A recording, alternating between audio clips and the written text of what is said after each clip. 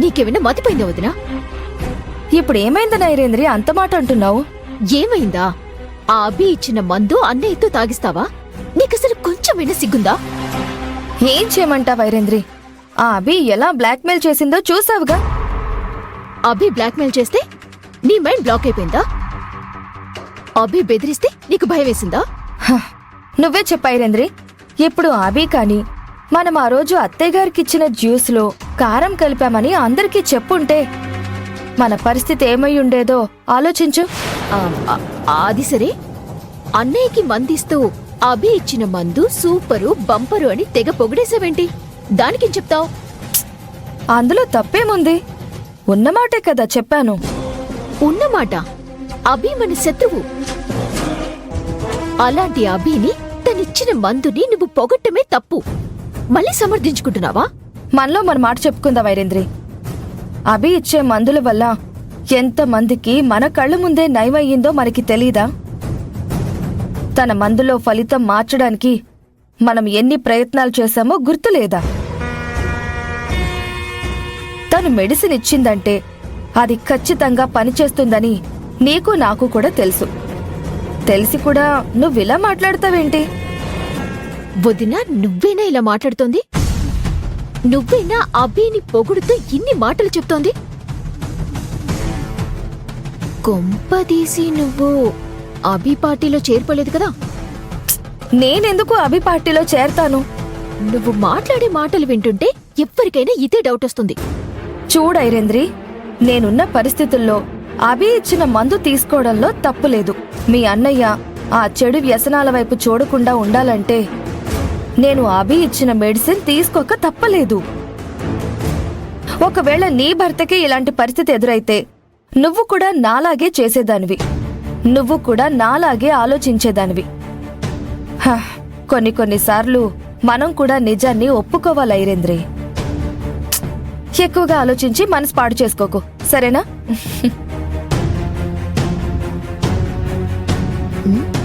వదినేంటి ఇలా మాట్లాడుతోంది? మారిపోయి ఉంటుందా?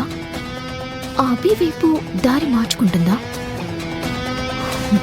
అభిని కనులు కూడా ఊహించినంతగా పొగిడేస్తోంది. అభి ఇచ్చే మందు చాలా గొప్పదన్నట్టు మాట్లాడుతోంది. ఇదేదో తేడాగా ఉంది. ఒక కంట కనిపెట్టాలి.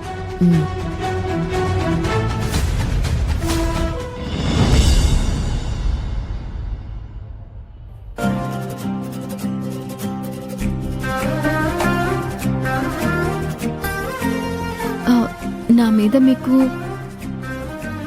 ప్రేమ ఉన్నట్టా లేనట్టా? అభి, నీ మీద ప్రేమ ఉందా లేదా అని ఖచ్చితంగా నేను కూడా చెప్పలేకపోతున్నాను. నువ్వంటే ఇష్టం ఉన్నట్టే అనిపిస్తుంది. అంతలోనే నువ్వు చేసిన మోసం గుర్తొచ్చి కోపం కూడా వస్తుంది. కానీ నువ్వు నా కోసం, నా ప్రేమ కోసం నువ్వు పడే ఆరాటం చూస్తూ ఉంటే నాకు చాలా ఆనందంగా ఉంటుంది.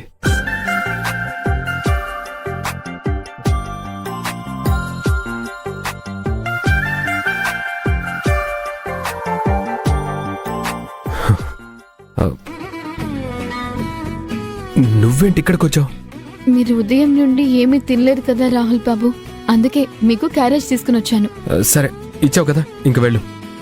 అదేంటి రాహుల్ బాబు, నేనేదో ప్రేమతో మీకోసం క్యారేజ్ తీసుకొస్తే ఇలా కంగారు పడుతూ పొమ్మంటున్నారేంటి?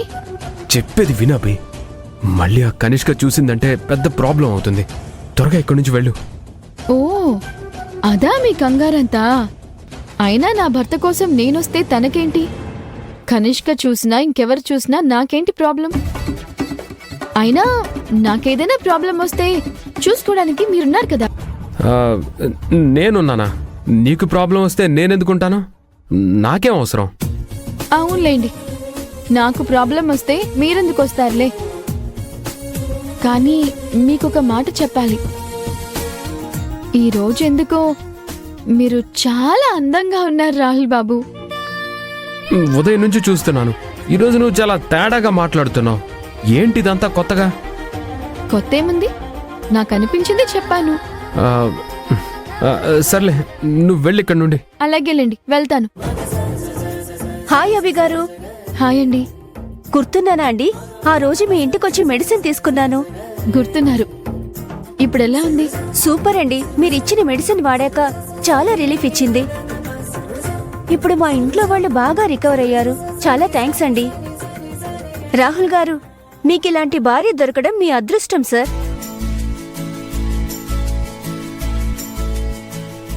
నిజమే రాహుల్ గారు, మీరు ఎంత లక్కీ. కాకపోతే అభి గారి లాంటి భార్య మీకు దొరుకుతుంది. Thank you.